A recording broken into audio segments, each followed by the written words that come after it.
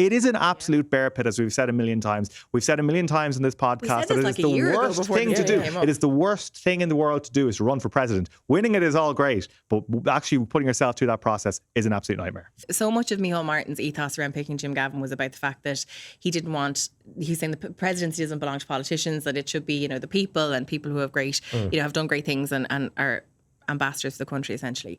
Like, I think what we've learned, though, in the last couple of weeks is that you actually do need to have some level of political savvy to survive a savage presidential election like the one we have in Ireland.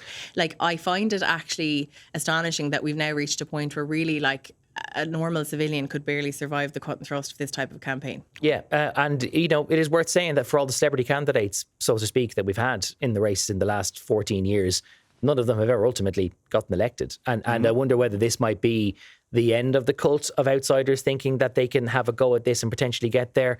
That, of course, is a question for 7 years' time.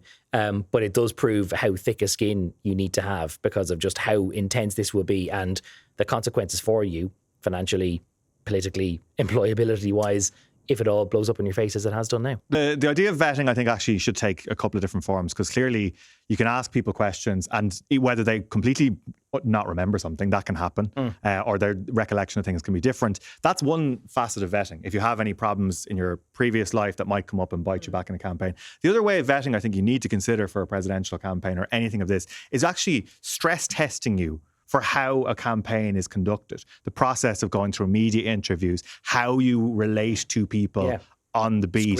Screen testing when you're doing these videos. All of these were issues that came up very, very quickly in the campaign for Jim Gavin. So I think actually that's something which actually, on a less important note, rather than the character and the vetting of, the previous of all of these candidates when they enter a presidential election, but actually testing if they're actually up to it, because it is so strenuous. It is an absolute bear pit, as we've said a million times. We've said a million times in this podcast that it is the worst thing to do. It is the worst thing in the world to do is to run for president. Winning it is all great, but actually putting yourself through that process is an absolute nightmare.